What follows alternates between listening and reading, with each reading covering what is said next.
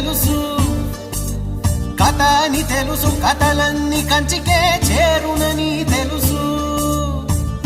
తెలుసు తెర తొలుగుతుందని, తెలుసు తెల్లారుతుందని, తెలుసు ఈ కట్టె పుట్టుకుమంటదని, తెలుసు ఈ మట్టి మట్టిలో కలిసిపోతదని.